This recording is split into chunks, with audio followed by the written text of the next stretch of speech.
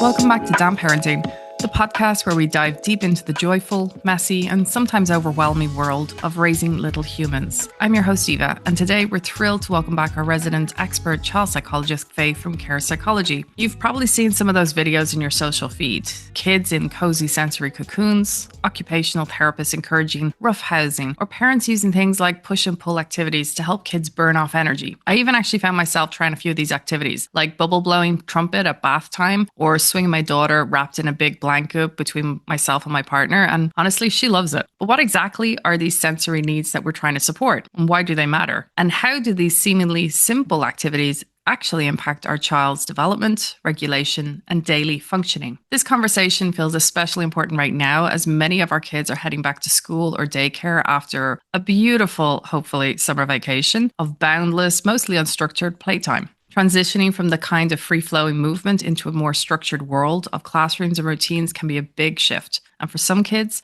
it can really challenge their nervous system. So this is the perfect time to be talking about sensory needs and how to support them. Faye is here to break it all down. We're talking about proprioception, vestibular input, emotional regulation, and how to set up small but powerful sensory experiences in everyday life. You might just come away with some practical tools for your next meltdown moment or bedtime battle or just a high energy day.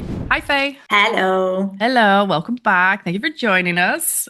Thank you for having me back. As I said, this is quite popular on social channels right now, so I think we need to start at the basics. What are sensory needs in young children and why are they so important to understand for us as parents? In terms of sensory processing, our brain and senses process so much information every day from the world around us. And they take in sensations from, for example, touch, movement, sight, and sound. And that occurs in our nervous system and consists of 100 billion neurons and the spinal cord and also the brain. And typically, for most of us, our brain filters out information that's deemed unnecessary given the situation that we're in. And that helps us to focus on essentially what's important. But for some of us, this filtering process doesn't always get the balance right. So either letting in too much information or maybe too little, causing challenges for a child or young person. Now, I think something also to consider is from when we were born as infants, our sensory processes are very much developing as well. So we are developing our sensory experiences from the world around us. So sensory needs can be different depending on each individual, depending on the sense. And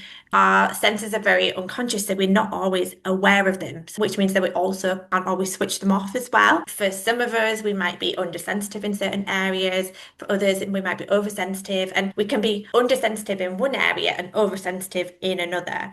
A really nice example that I came across the other day was an example of a sensory cup. So our brain feeds our sensory cup with information from our senses. And if our brain lets in too much information, our sensory cup fills up very quickly and can cause sensory overload. Or if the brain lets in very little sensory information, that cup then becomes too empty, which then can lead them to be undersensitive and for them to seek out lots of sensory input. I wonder whether it's helpful for us to talk about the key senses. Now, you'll be aware of a number of them already. So things like auditory, visual, tactile, sense of taste, olfactory, which is our sense of smell.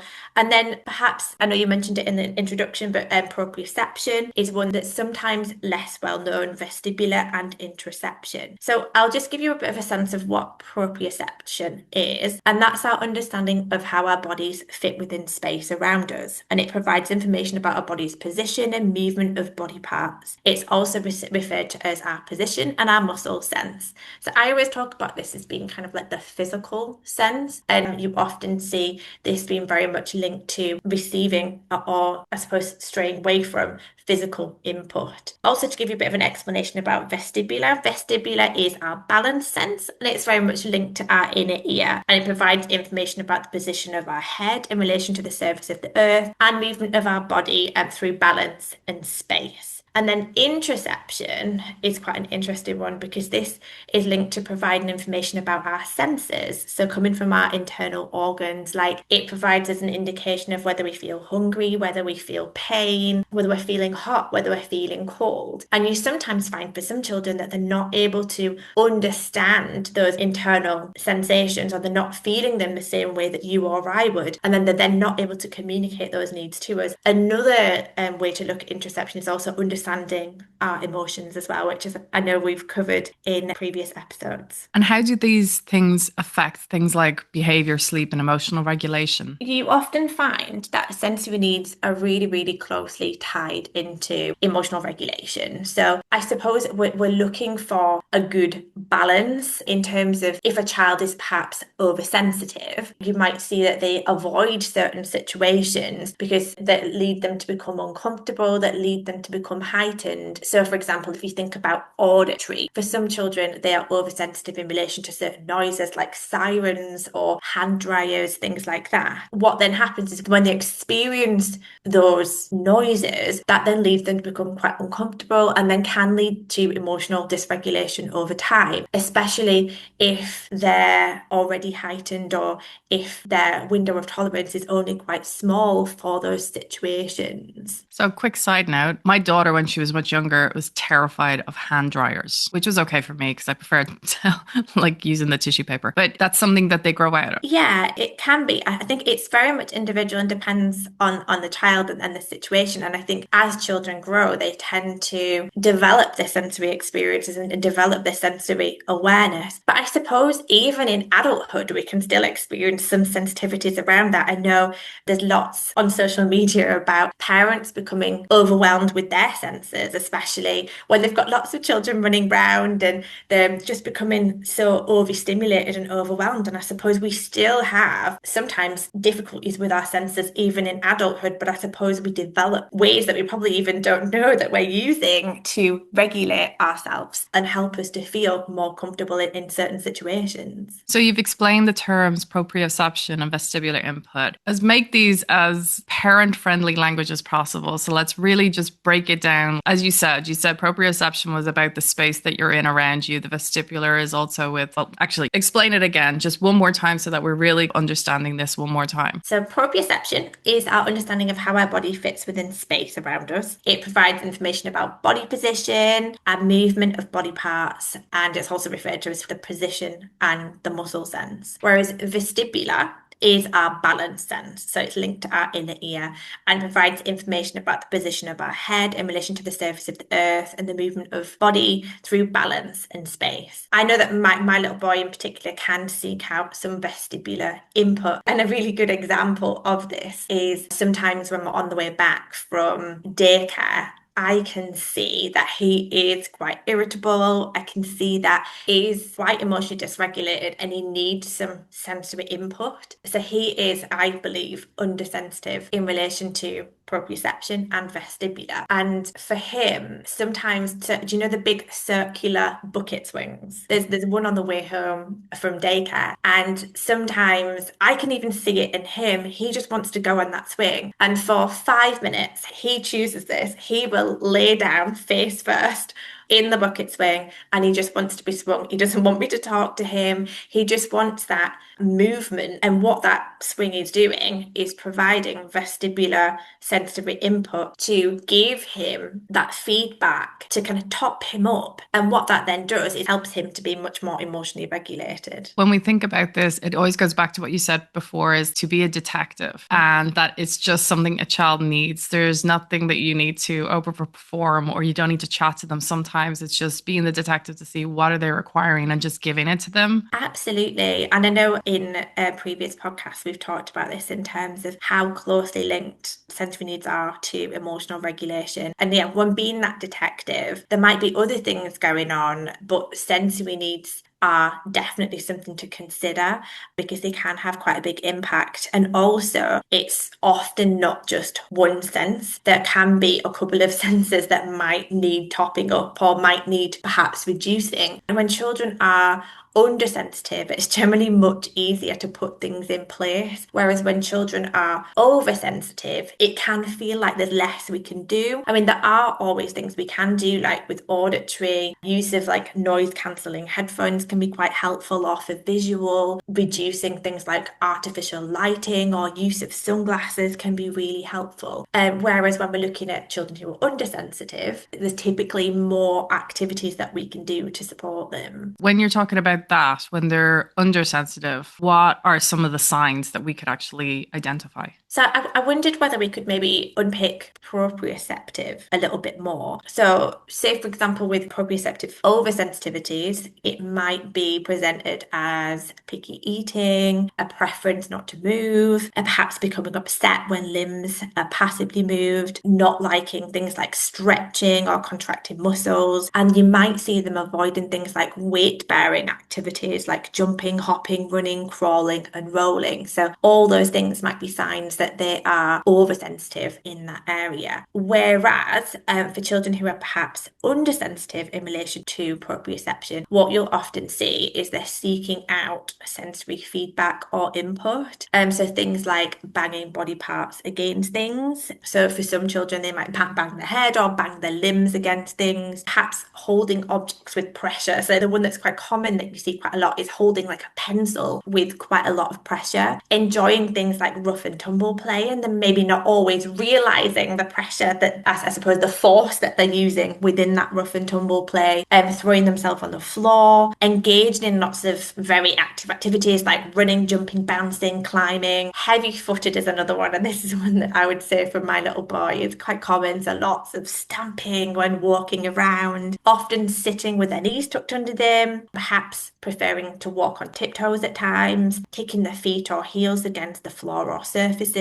Tight swaddling might be another one, or often chewing on clothing and objects can also perhaps be a sign. One thing I do want to mention here, and I think it's really important, is that this is just a little bit of a guide in terms of thinking about how we can support and recognise sensory needs. But I am not an occupational therapist, so just to be aware of that, I have a lot of knowledge of working with children with sensory needs, but I'm not a qualified occupational therapist. One of the things I think people might be thinking about right now is kids who seem overactive, restless, or having trouble settling and could be undersensitive, I guess, to sensory input, particularly before bedtime. What kind of sensory experiences could we do to help them regulate themselves? I think when looking at sensory needs, there's never kind of like a one size fits all. But if your child is quite active and if they're seeking out, say, for example, proprioceptive experiences, and what you could always do is, I suppose, set up some activities or support them in maximizing those opportunities to receive that proprioceptive feedback. Looking at possible activities that you could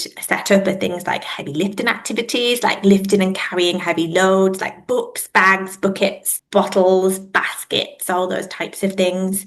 And then another example could be like resistance. And so like pushing and pulling tasks. So things like wheeling a wheelbarrow or a stroller, vacuum cleaner, a rake, a brush. Also resistance bands on chairs as well. And this is actually a really good one for school. If your child is maybe seeking out proprioceptive input and you need a way that they're able to seek that quite subtly within a classroom environment, particularly as children get older, they're seated much more in the classroom. So having something like a resistance band on the legs of their chair could be a way that they could receive some proprioceptive feedback whilst in lessons. Hanging by arms is another one as well. And this is actually one that I was thinking about yesterday as my little boy was at the park and he was like hanging from monkey bars. And I was like, yep, you are seeking out proprioceptive feedback right now. But he loves that. He loves the kind of like dangling and hanging from things. Another example could be things like hermit crab, like moving around with items balanced on their back. Another one could be squeezes on different parts of the body, like applying pressure on their limbs, applying pressure on their head.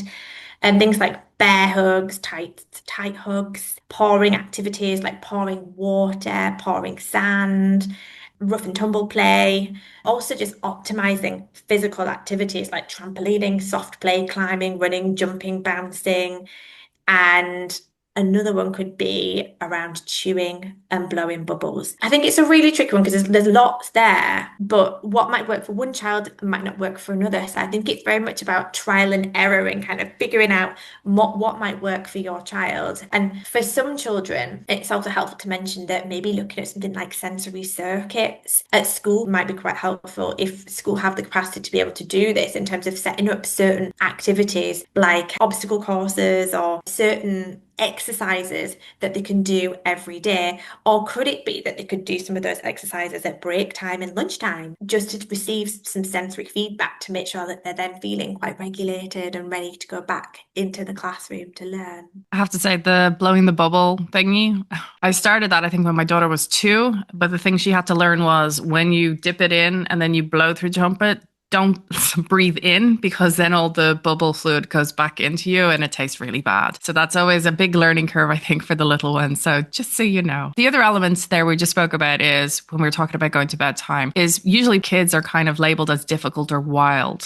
So could some of the behavior be sensory seeking or avoidance in disguise? Yeah, I think some of the behaviours could definitely be an indication that they maybe just need a little bit more sensory input, for example, and particularly if children are quite active at certain points. Now, I know for me personally, I've noticed with my little boy a huge difference if he engages in physical activity in the day and if he doesn't. And I've noticed that if he doesn't, he is typically more emotionally dysregulated. So throughout the day, I try to have key points where he's able to engage in physical activity, whatever that might look like, such as going to the park, going trampolining, going to soft play, to give him that proprioceptive feedback and that vestibular feedback to then hopefully then settle him and for him to be a little less wild at times. Yeah. And I suppose in terms of thinking about the oversensitivity side of things, if children are becoming quite emotionally dysregulated, it might be a sign that they are maybe overstimulated and there's something there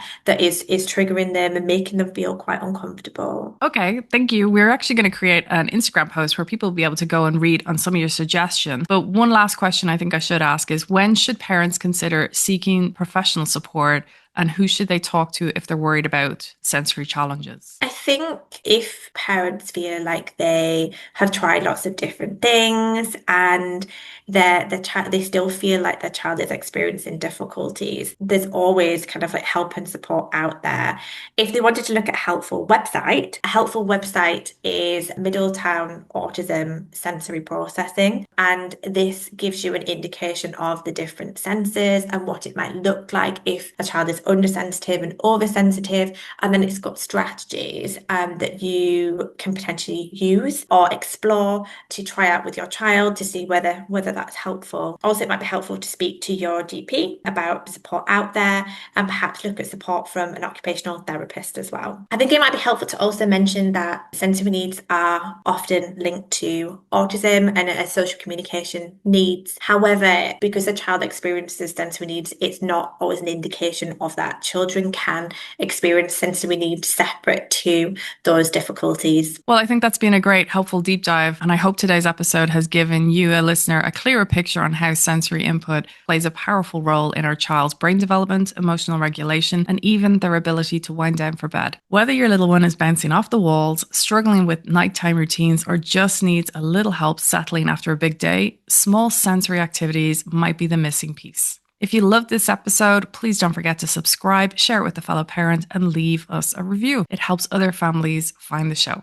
And check out our show notes, as I said, for more from Faye from Care Psychology. We will have some of the show notes that she's mentioned. And also, as I said on Instagram, we will share a slide of some suggestions that you could take into account and enjoy with your little one. Until next time, take a deep breath. You got this.